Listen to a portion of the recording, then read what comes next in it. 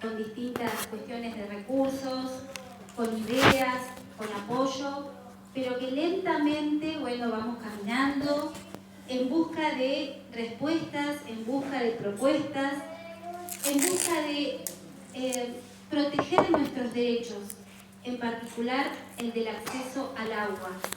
El agua que en Comodoro Rivadavia hoy es víctima del extractivismo. Más de 100 años de explotación petrolera y ahora profundizándose con el petróleo no convencional y además con las noticias que nos llegan de emprendimientos mineros de uranio. Y por último, lo que ha planteado el presidente Milei acerca de la reforma de la ley de glaciares. Por eso es que hemos invitado a distintos referentes, tanto referentes ambientalistas como también de pueblos originarios que hace tiempo vienen orientando también nuestra lucha, enseñándonos qué es el agua. Porque si hay algo que nos llevó a este momento es pensar qué es el agua. ¿Es un recurso natural? ¿Es un recurso estratégico? ¿O es un bien común y, como dicen también los pueblos originarios, energía de vida? Eso es lo que hoy comenzamos, viernes 14, con nuestros invitados, nuestros primeros invitados. Ariel Iglesias, a ver, acá vamos a leer. Vamos a invitar también a Noelia Silva, que es activista de Chubut, una compañera con la que venimos luchando hace mucho tiempo y a quien agradezco enormemente que haya viajado tantos kilómetros y muchas veces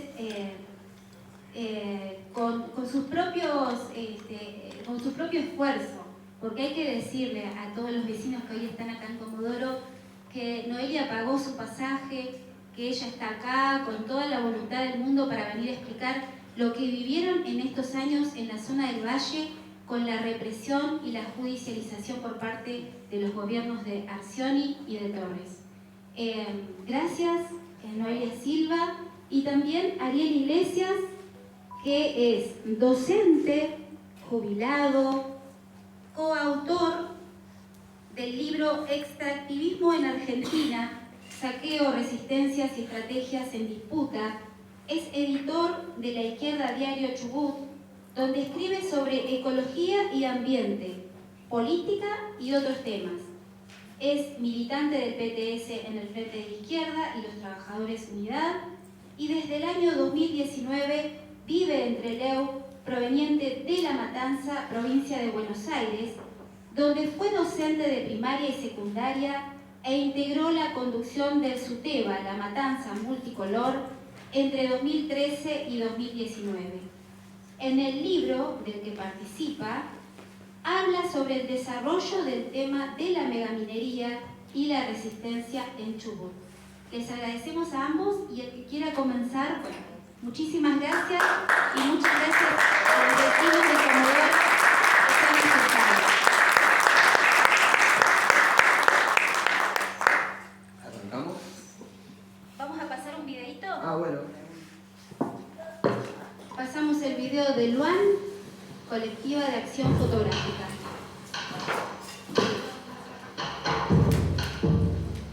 El proyecto original número 128-2020, presentado por el Poder Ejecutivo, por el cual establece las bases para la ampliación sustentable de la matriz productiva de la provincia de Chubut. Con 14 votos afirmativos y 11 negativos queda sancionada la presente.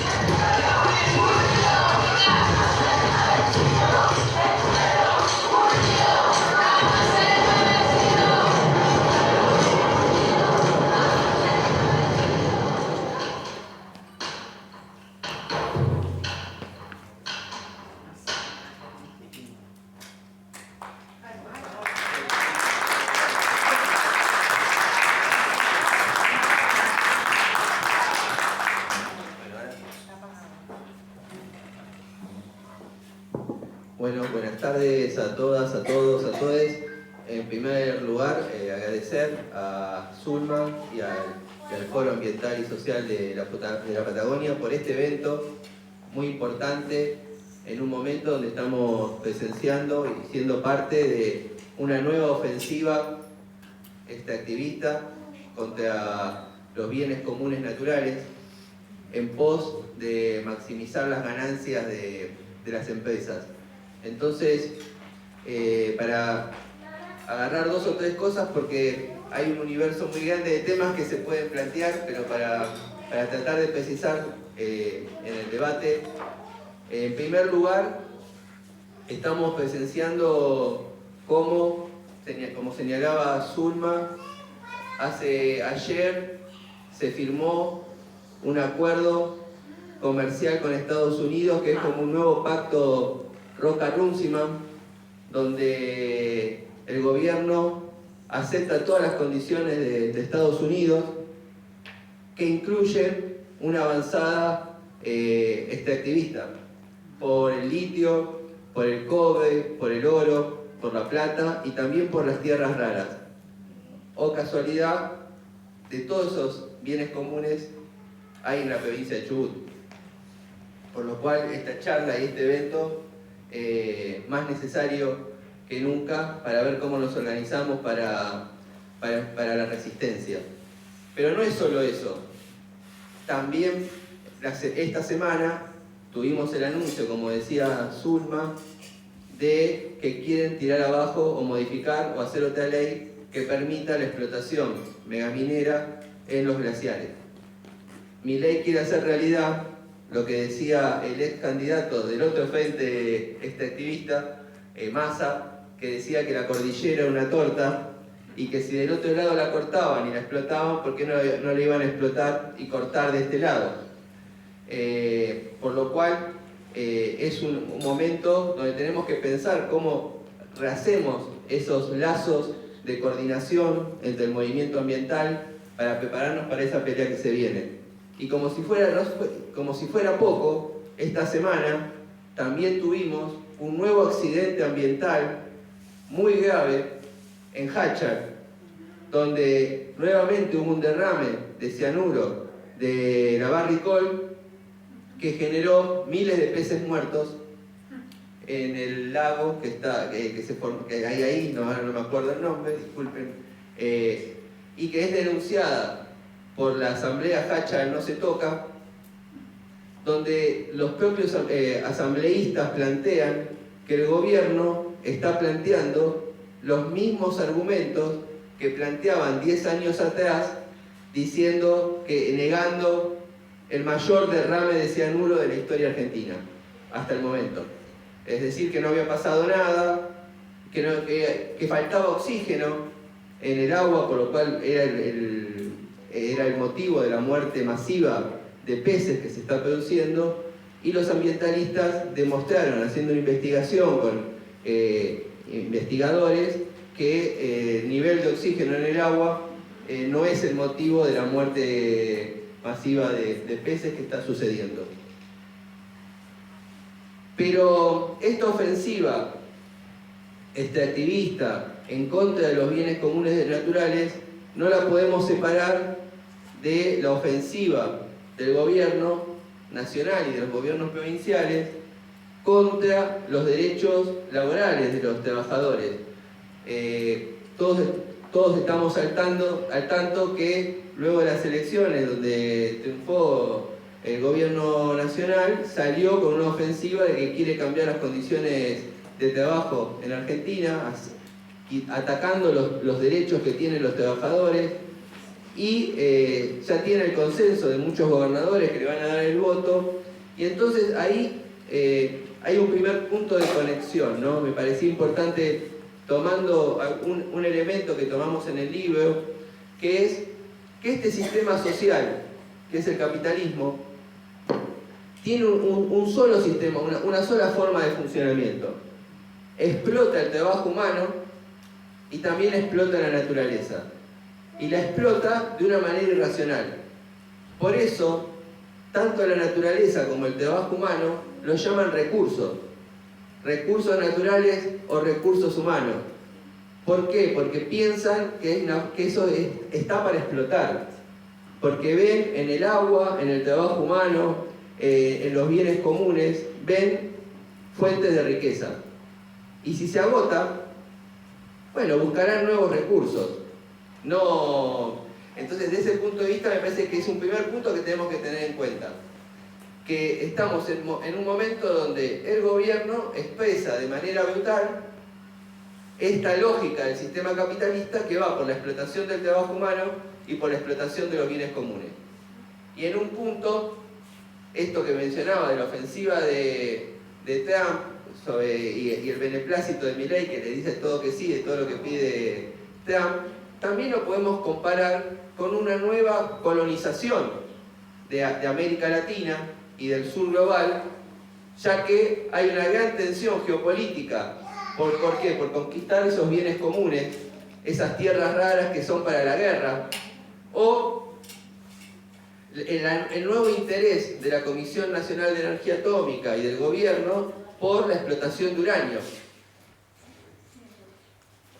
en la provincia, que no está pensado la explotación del uranio para fines medicinales, para ayudar al desarrollo de la vida, sino está pensado para la guerra. En un momento de mayor tensión geopolítica, sube el valor del uranio a nivel internacional. ¿Por qué? Porque estamos presenciando en Europa, en Asia y en América un incremento de la carrera armamentista como no se veía desde hace décadas. Y hoy ya no es el problema que solamente dos potencias utilizan o tienen la capacidad de utilizar armas atómicas, sino que hay varias potencias, como India, como Pakistán, la propia China, Corea, que también tienen acceso a esa tecnología para fabricar armas nucleares. Entonces, desde ese punto de vista, estamos viendo que ese nuevo momento de conquista, de una colonización de América, tiene como objetivo disputarse el mundo, quién es la nueva potencia que dirime que se impone en el mundo, y para eso no importa a dónde lo hagan. Han definido que el sur global es una zona de sacrificio. Es una zona de sacrificio donde hay que avanzar con la explotación de la megaminería. ¿Por qué? Porque incluso le han buscado una fundamentación progresista, que es la transición energética. Es decir, que como los combustibles fósiles ya está claro que generan con la emisión de carbono el calentamiento global, que nos lleva a una situación catastrófica, más allá de que ahora se está reuniendo la COP30, que es una farsa internacional donde discuten mucho, pero incluso lo que resuelven no lo llevan adelante porque los principales países como Estados Unidos, China y demás no lo aplican. Y sonó la música. No lo aplican, pero estamos presenciando que se está haciendo la COP30 e incluso se está discutiendo cómo deforestar el Amazonas. ¿Para qué? Para buscar petróleo.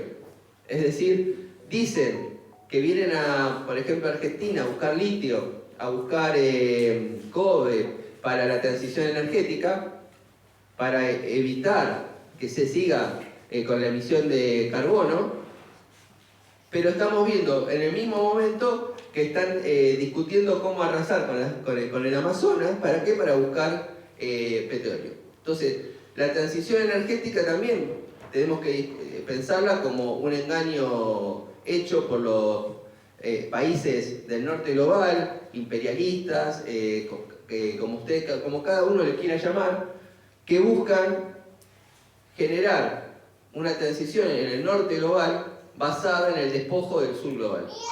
Es decir, muy parecido a lo que hizo la conquista y la colonización de América, cuando los primeros conquistadores españoles encontraron en América todos los minerales que necesitaban para expandir el capitalismo en ese momento, a costa del primer genocidio de la historia. sobre los pueblos originarios. Y que como fue tan brutal ese genocidio, como no puede ser de otra manera un genocidio, sino es brutal, vino de la mano luego de la esclavitud, porque tuvieron que ir a buscar nuevas fuerzas materiales, fuerzas de trabajo, para seguir con esa explotación de los bienes comunes para llevárselo a Europa, que fue la base del desarrollo del capitalismo. Entonces, para mí, nosotros estamos viendo cómo rápidamente, mientras dicen que quieren hacer una transición energética, profundizan la explotación de los combustibles fósiles.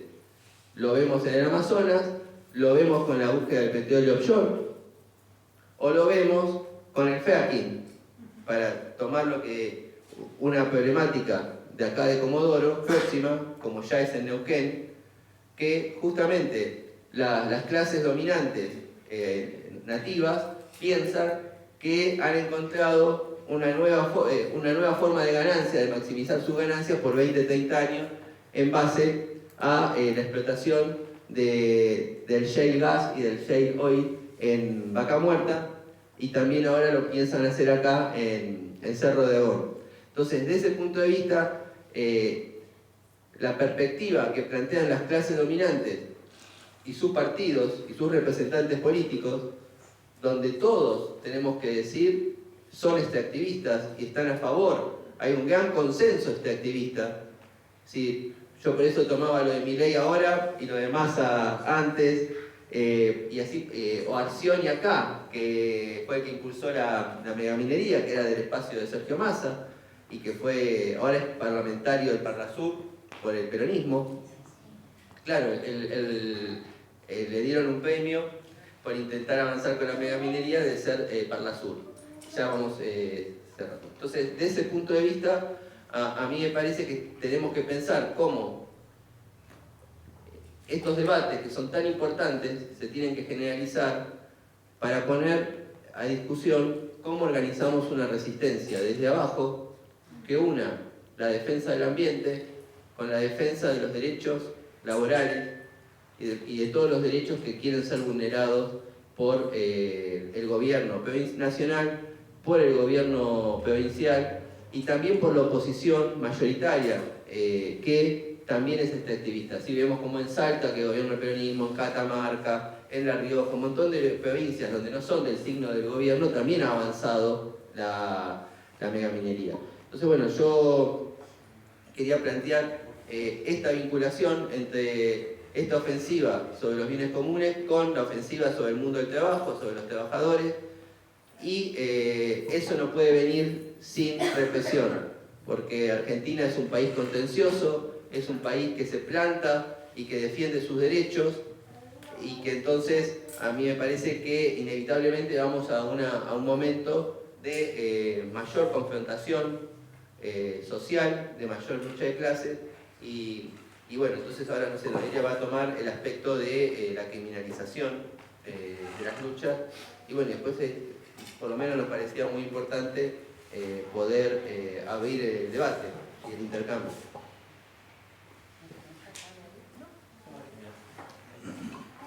Bueno, buenas tardes, gracias por acompañarnos, gracias a Zulma por la invitación y por traccionar esto junto al foro. La verdad que era necesario, tenemos hambre de reunión, tenemos hambre de reflexión y de amucharnos, de fortalecernos. Eso es lo que estamos haciendo hoy, además de estar compartiendo información.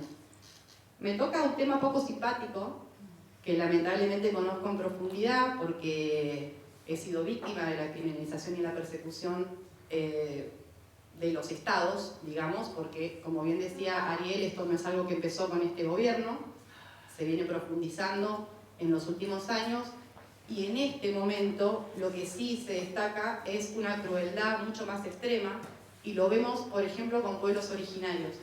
Yo no quiero dejar de mencionar, antes de seguir, que Facundo Yoneguala está preso en la unidad 6 de Rawson, sin causa, sin condena, por una supuesta investigación, y hace poco menos de 2 semanas encerraron a otro lamien, a Juan Pablo Nahuel, y avisarles, si no están al tanto, de que lo que está haciendo este gobierno es ingresar en las listas de terroristas a las personas de pueblos originarios.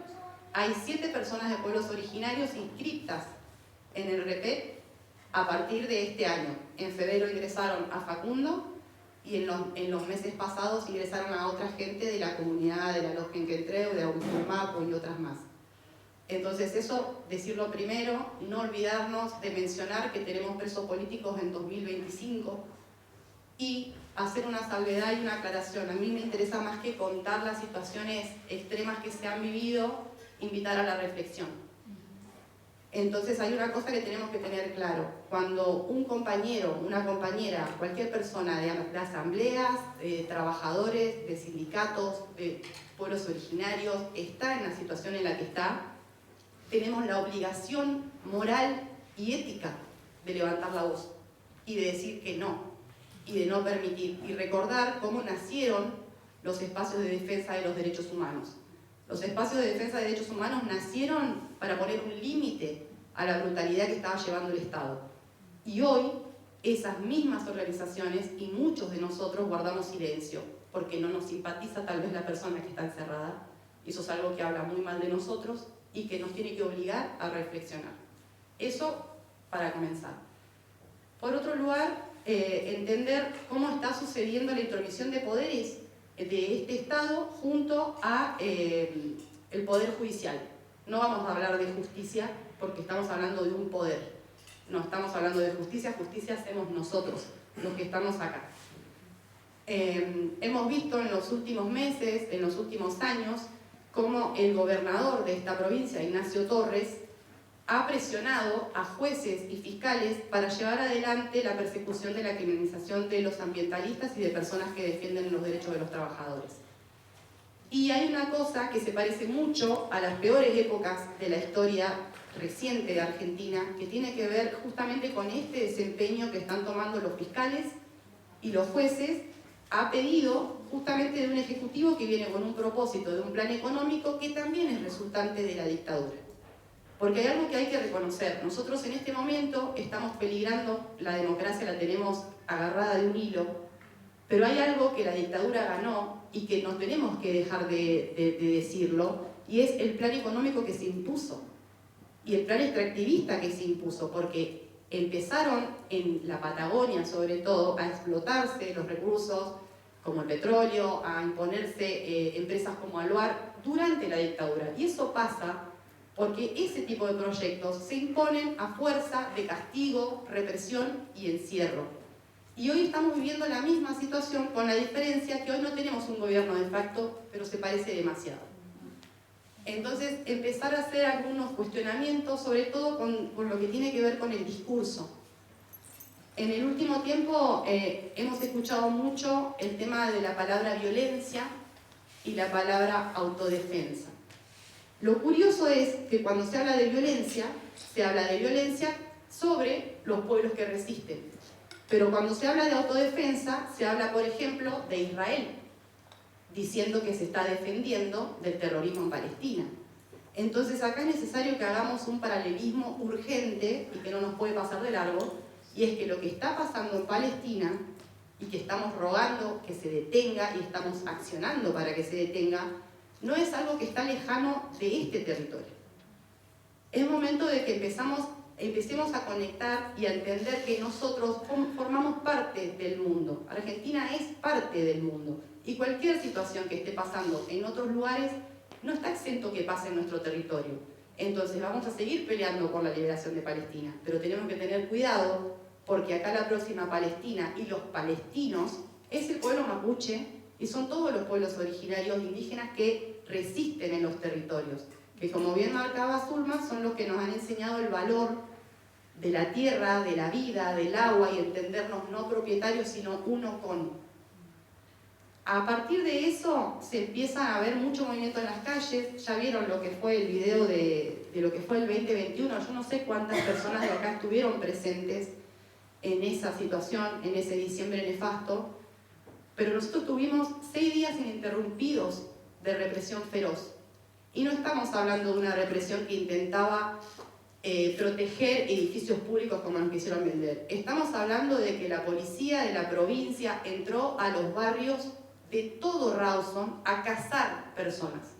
No entraron a detener una virulencia del pueblo que con justa razón se plantó y tomó las armas que el pueblo tiene, que son las manos, sino que se metió a los barrios a disciplinar a cualquier persona que se hubiese animado a salir a manifestarse, aunque no perteneciera a ningún espacio de organización. Y de ahí se desprende después, por ejemplo, la cantidad de causas que se hicieron a los vecinos. Los que somos militantes ya estamos curtidos, no es que no tenemos miedo, pero somos valientes, ese es el coraje que nos hace salir igual.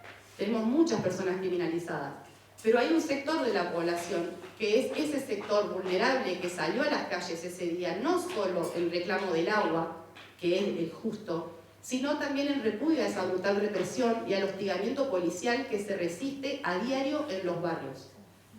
Estas personas que salieron de los barrios fueron criminalizadas y 6 de estas personas fueron condenadas. La criminalización es tan violenta como poder lamentablemente contar que una de las personas, Lautaro Martínez, que fue una de las personas criminalizadas por el chubutazo, se quitó la vida el día anterior a que se lea la sentencia. Yo quiero hacer acá una aclaración. Veníamos advirtiendo, haciendo el acompañamiento, sobre cómo el Estado había elegido específicamente a qué grupo social apuntar. Si ustedes se fijan, durante el chubutazo no hubo ni un asambleísta denunciado, ni uno, de ninguna organización y de ningún sindicato. Las personas que estuvieron criminalizadas eran vecinos que todos pertenecían a la misma franja de vulnerabilidad de la sociedad. Y este era el mensaje de disciplinamiento. Por otro lado, la falta de herramientas de esos vecinos para poder defenderse de lo que se les acusaba. Tuvimos la suerte de que podemos recurrir todavía a la defensa pública de la ciudad de Rawson, por lo menos. Eso es un trabajo que también hicimos a pulmón, junto a otros compañeros por estar luchando contra la criminalización, y encontramos personas de calidad humana que nos ayudaron a enfrentar esto. Pero de cualquier manera, estos compañeros estaban en Pampa y La Vía, sin entender qué estaba pasando, estaban sentados en un banquillo de los acusados, donde querían responsabilizarlos del daño que se ocasionó, en todo caso, por una revuelta social, entendiendo que es incomprensible, es irracional, intentar individualizar delitos en personas específicas a lo que sucedió a través de lo que fue una gran manifestación social, una rebelión popular. Y esto no es ajeno a la criminalización, es parte del mensaje, es invisibilizar toda la lucha que hubo y castigar a las personas que se castigó, pero además mostrando un perfil que ellos eligieron para decir quiénes habían sido las personas que salieron a la calle. Y ahí caen estos vecinos. Se les pedía a esos vecinos que respondan con respeto al proceso judicial al que estaban sujetos. Un proceso judicial al que llegaron con acusaciones falsas, con identificaciones dudosas, donde peritos especificaron que no podían decir que se tratara de las mismas personas que estaban en el banco de los acusados, las imágenes que se estaban viendo de los delitos. Y eso no es poca cosa. A esa misma gente le exigían un respeto hacia un poder judicial que los vulnera constantemente. Una de las medidas que tomó la jueza Eve Ponce, repudiada por completo por toda la provincia, fue encarcelar a Lautaro durante 3 días porque llegaba tarde al proceso. Lautaro estuvo preso en la comisaría de Playa Unión, donde, detalle no menor, el comisario a cargo es el mismo comisario que denunciamos nosotros por torturas y vejaciones. En mi caso particular, fui una de las denunciantes, una persona que fue absuelta por la justicia, él y tres policías más. Esa fue la persona que estuvo a cargo de Lautaro Martínez antes de que Lautaro Martínez se quite la vida. Estuvo detenido hasta el día viernes. El día lunes lo notificaron de que tenía que presentarse a la sentencia junto a los otros compañeros, y ese mismo lunes a las 7:30 de la tarde Lautaro se quitó la vida. Y eso nos está contando lo que está haciendo la criminalización con las personas, ¿no? Llegar al límite de elegir quitarse la vida antes de que tener que volver a vivir un encierro o de sufrir una condena o el estigma que te deja con 20 años, 22 años que tenía Lautaro, ser condenado prácticamente por terrorismo. Acá tenemos que tener también en contemplación el rol de los medios en cuanto a la criminalización, el rol de los funcionarios en cuanto a la criminalización. Por ejemplo, el año pasado, cuando Gustavo Mena y Aguilera y Juncos, 2 diputados, nos hicieron una denuncia con más de 5 delitos por hacer preguntas luego de la adhesión al RIGI, la legislatura se reunió para apoyar a las supuestas víctimas de nuestras amenazas brutales. Hicieron una sesión donde todos se manifestaron repudiando el accionar violento que habíamos tenido las personas que solamente habíamos ido a cuestionar si sabían al menos qué habían votado. En la legislatura se votó un proyecto que entrega no solo la soberanía, derechos y un montón de cuestiones nuestras para que las empresas vengan a sacrificar nuestros territorios por 30 años. Y esa decisión la tomaron en un debate que no duró más de media hora. Por eso nos vimos en la obligación de salir a preguntar. Preguntar nos valió una denuncia con delitos como, por ejemplo, coerción ideológica, imposición de ideas a la fuerza, amenazas, lesiones a una menor, porque incluso fueron capaces de acusarnos de haber golpeado a una nena, que es hija de la diputada. La diputada se prestó, quiero que sepan, para que se lleve adelante esa denuncia, y no solo se prestó, sino que ofreció una cámara GESEL de su propia hija para que cuente cómo la habíamos golpeado. Esa es la criminalización acá. Ahora, podemos pensar que esto es algo que nos tiene que dar temor, ¿no? Pero estuve pensando algunas ideas de reflexión para dejarles a ustedes y a la gente que esté mirando del otro lado, y es qué rol tenemos las sociedades y las organizaciones al momento de que haya criminalización en nuestros espacios y con nuestros vecinos. Y una, que es la principal y fundamental, es no caer nosotros en esa misma discriminación que está haciendo el Estado.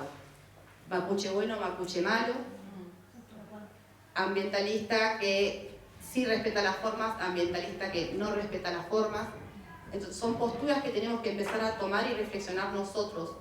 Cuando vemos que están llevándose a alguien, pero si no nos cae muy bien, nos hacemos y miramos para otro lado, y tal vez también pensemos que hay formas que no son las correctas para defender. Eso no quita que sea sacrificable ninguno de nuestros compañeros. Entonces, empezar a tomar esa conciencia también. ¿Qué estamos permitiendo por nuestras propias intolerancias o qué estamos prometiendo por nuestros propios desacuerdos? Entonces, a mí lo que me interesa es invitarles a que reflexionemos sobre esto, sobre hasta dónde vamos a sostener la impunidad, porque la estamos sosteniendo nosotros. Hacernos conscientes de que no es el Estado solamente el que sostiene la impunidad de los estados, la impunidad de los gobiernos, de la policía, del poder judicial, la sostenemos nosotros cuando callamos. Entonces, esto es una invitación a que empecemos a salir a repudiar. Otra cosa, lo que sucede con la persona criminalizada. Yo quiero que sepan que más allá de que uno sabe cuando es acusado, que se está acusando falsamente, uno sabe lo que es, sabe qué valores tiene, qué defiende, qué intereses son los que realmente importan, es doloroso igual. Es un proceso que se pasa en una brutal soledad, porque por más que vos vayas a una causa con 6 personas, vos sos uno, con una composición familiar, con una forma de pensar, con una sensibilidad específica, porque las personas que estamos acá porque tenemos esa sensibilidad. Y gracias a esa sensibilidad es que salimos a luchar. Pero también es lo que nos profundiza el dolor cuando nos encontramos en una situación donde los medios están diciendo cosas de nosotros, donde hay fiscales y jueces que nos señalan y nos acusan de violentos, de poco más terroristas. Entonces, todo ese transitar es muy pesado, es doloroso, da mucho miedo, es desgastante. Es humillante ir a que estén hablando mentiras sobre vos en tu cara constantemente, y esa mochilita la cargas cada vez que tenés que presentarte a una audiencia. Entonces, lo que yo les pido es que, aunque no sean personas criminalizadas, sean conscientes del dolor que están atravesando los compañeros que están en estos procesos, porque es insoportablemente duro.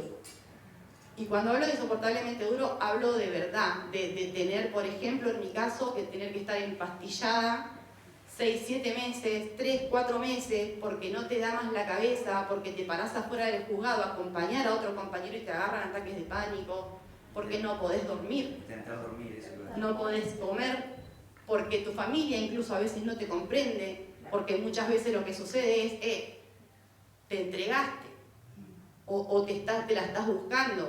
Y esa consideración no es solamente de la gente que no milita, muchas veces incluso está adentro. Por eso hablaba, tengamos consideración del otro como ser humano más allá de sus características personales y lo bien o mal que nos caiga. Entendamos que estamos defendiendo la vida porque tenemos una cierta conciencia sobre lo que vale la vida. Entonces, en estos casos, ninguna persona es diferente a otra.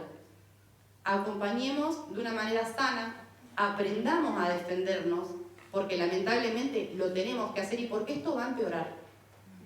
Y va a empeorar gravemente. Entonces tenemos que empezar a estudiar cómo defendernos, tenemos que saber a quiénes exigir esa defensa, tenemos que saber que a la justicia se le tuerce el brazo cuando la calle está movilizada, no cuando hay silencio. Entonces empecemos a organizarnos porque la criminalización es un frente de lucha más. Es lamentable y entendemos que jugamos en el territorio de ellos porque las leyes son para ellos, para proteger y beneficiarlos a ellos. Pero es un frente que hay que dar porque ahí están nuestros compañeros, diezmándolos, porque los compañeros que terminan pasando por esos brutales procesos han desaparecido de nuestras organizaciones. Y no han desaparecido porque son cobardes, han desaparecido porque ha sido brutal lo que pasó. Y se han encontrado muchas veces en una también brutal soledad. Entonces hoy no salen a poner el pellejo por gente que no lo sostuvo. Entonces empecemos por favor a tomar conciencia humana entre nosotros. Empecemos a romper con los discursos dominantes. Entendamos que no es verdad que hay un enemigo. Hay un montón de enemigos. No está solamente Milei, no está solamente Trump y las multinacionales. Están los cómplices, están los que traicionan, están los que dicen que no pero ponen la firma. Están los que acusan falsamente a los campesinos para poder sacárselos de encima. Toda esa gente está colaborando y forma parte del enemigo. El enemigo es una tropa. Nosotros somos otra. Tenemos que hacerle frente, pero conscientes. Cuando hablemos de amor, más amor y menos odio, más amor entre nosotros. Al odio de ellos se le responde. El fascismo se lo enfrenta y no se lo enfrenta con amor.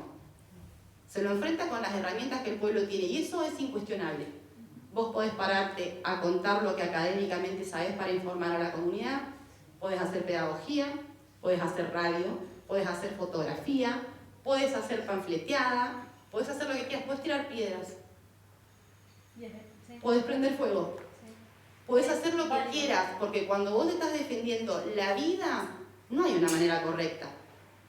No hay una manera correcta, porque estos tipos vienen por todo. Vienen a sacarnos de este territorio, vivos o no. Entonces, somos nosotros ahora los que tenemos la posta y los que tenemos que decidir cómo nos vamos a parar frente a lo que se viene. Y entender que no hay nada de lo que ellos nos prometan que es superior a tener esto.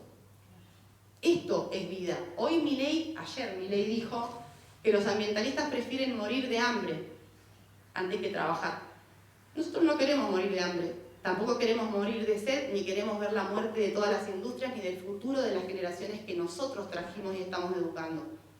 Queremos vivir sanamente y entender que tenemos que volver a acomodar los valores, porque no puede ser nunca más importante un puesto de trabajo que la salud de 500.000 habitantes.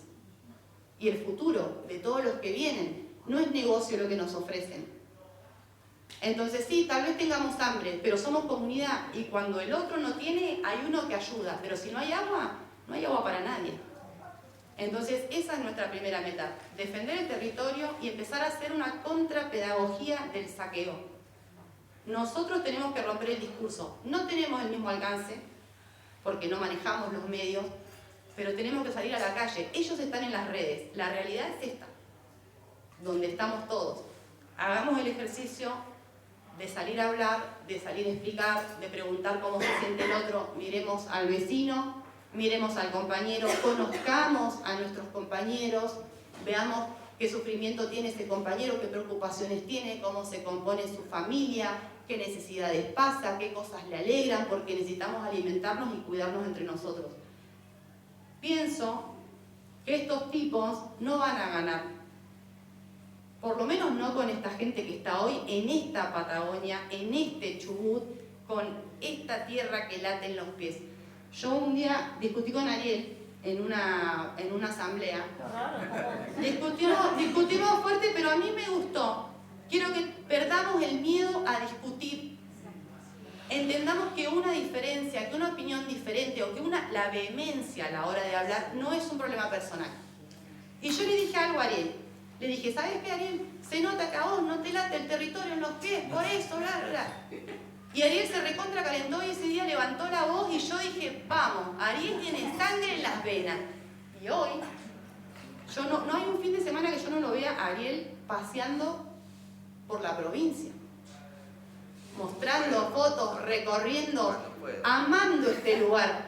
Y ahí está, en este territorio habita la sangre originaria, la que se derramó por la violencia y la que quedó de los ancestros que se fueron. Estamos recibiendo eso. Esa es la energía que nos mueve, esa es la fortaleza que tiene este pueblo. Esa sangre que se derramó acá es la que resiste hoy en nuestras venas.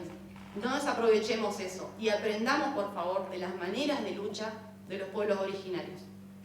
Eso es todo.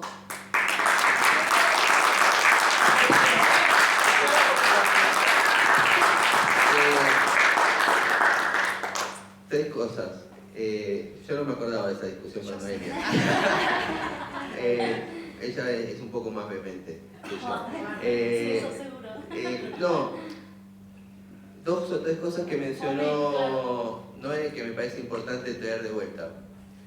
Primero, el genocidio en Palestina. Y no es en general, porque un genocidio no puede ser indiferente a nadie. Pero la provincia de Chubut, como 14 provincias en Argentina, tienen un acuerdo con la empresa sionista Mekorot, la misma que le saca el agua al pueblo palestino. No es cualquier cosa, porque el gobernador Torres, antes de asumir, viajó a Israel para visitar la planta de Mekorot, la empresa Mekorot, y para acordar con una empresa de seguridad israelí para que venga a vigilar a Chubut. No estamos hablando en general. Ningún genocidio nos puede ser indiferente, pero aparte, esa misma empresa sionista que le saca el agua al pueblo palestino tiene un acuerdo con 13 provincias en Argentina, incluida Chubut. Primero. Y segundo, que en los compañeros en la cordillera, donde empieza a haber comités de solidaridad con el pueblo palestino, el Lago Pueblo, el Bariloche y demás, denuncian cómo los soldados sionistas, luego de haber masacrado a niños que van a buscar comida, van a pasar sus vacaciones a la cordillera. Y están organizando también un boicot activo contra esas visitas que están camufladas, pero que todos los años los residentes de la comarca andina los ven que están por ahí. Segundo, la represión. Ella contaba el caso del joven que se suicidó antes de ser absuelto. Porque lo más trágico de esa criminalización es que al otro día, cuando todos estábamos consternados de porque se había suicidado, escuchamos en la boca de la jueza decir que estaba absuelto. Pero no es solamente ese caso. Y acá también lo vinculo con la resistencia del pueblo mapuche. Fausto Jones Wallace también se suicidó. Porque la persecución, el hostigamiento incesante de que no puedes estar tranquilo, de que te persiguen, de que te controlan y demás, de que sos un estigmatizado, también lo llevó a Fausto a quitarse la vida. No es que lo hizo porque se le ocurrió. Lo conozco. Mi hijo también pasó cuestiones también. Y hoy la persecución a Facundo, a Pablo, también puede tener eso. Bueno, los que están ahora en la lista de terroristas también pueden sufrir esa situación. Entonces, no es que es solamente que te criminalizan, que te procesan, que te persiguen, sino que te rompen también tu salud mental. Porque te sacan de los territorios, te sacan de los lugares donde vos querés estar. Y lo tercero y lo último es que en las fotos de diciembre de 2021, además de la marcha masiva, de la represión, hay una foto que por lo menos en Rawson, los que estábamos en Rawson y Trelew, fue muy importante, para mí por lo menos. Es que aparecieron los mamelucos blancos. Aparecieron las overas y los overos de la pesca y paralizaron la industria, una de las industrias más importantes de Chubut, junto con el petróleo y Albán. Y eso fue un golpe fuertísimo para el gobierno, porque era la época de la zafra del langostino de provincia. Y cuando los marineros vieron que escucharon los tiros, el ruido de la represión desde el mar, dijeron volvemos, y se levantó la pesca. Y las compañeras y los compañeros que estaban trabajando dijeron no trabajamos más porque si hay megaminería también arrasa con la industria alimenticia, porque se necesita agua y el agua va a estar contaminada si avanzan con la megaminería. Y esa unión de las overas y overos de la alimentación con los ambientalistas, con la juventud de los barrios más plebeyos, humildes, populares, digámosle como cada uno se siente identificado, que estuvo en la calle, junto a la izquierda, que también está, porque somos el único sector que somos anti-extractivistas. Entonces, a mí me parece que esa alianza, los pueblos originarios, esa alianza que se gestó en diciembre de 2021, es la alianza que tenemos que reconstituir ahora. Esa unidad que se gestó en las calles en diciembre de 2021, si nosotros salimos de acá con una idea común, tenemos que reconstituir esa unidad de los pueblos originarios, las asambleas ambientales, la juventud precarizada, informal, los ambientalistas y la clase trabajadora, porque o lo derrotamos entre todos juntos o por separado ya vimos que van avanzando. Entonces para mí, quería dejar también esa idea para que hagamos el debate, si es posible, de que hay que reconstruir esa unidad, y esa unidad no se construye espontáneamente, hay que trabajarla, hay que militarla, hay que salir a decirle tenemos que luchar todos juntos, porque si no luchamos todos juntos nos pasan por arriba. Eso. Bueno, no sé, abierto el micrófono. Este está prendido, ¿no? Sí. ¿Lo vas a pasar para allá? Sí. Avisarles que el 3 de diciembre hay una audiencia de apelación de los vecinos condenados por el chubutazo. Son 6 los vecinos, el día 3 de diciembre se celebra en Trelew la audiencia de apelación. Es importante que ese día movilicemos y que tomemos todo este mes, no 2 días antes, todo este mes para exigir la absolución de todos nuestros vecinos. ¿Pero cómo está la situación? Bueno, ahora vamos a dar pie a las preguntas, las reflexiones. Como no hemos pedido permiso para tomar imágenes, vamos a seguir con la cámara sobre los compas. Así que los que quieran preguntar, está el micrófono abierto.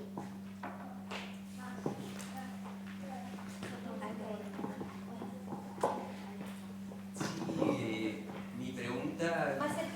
Más cerca, bien, ahí.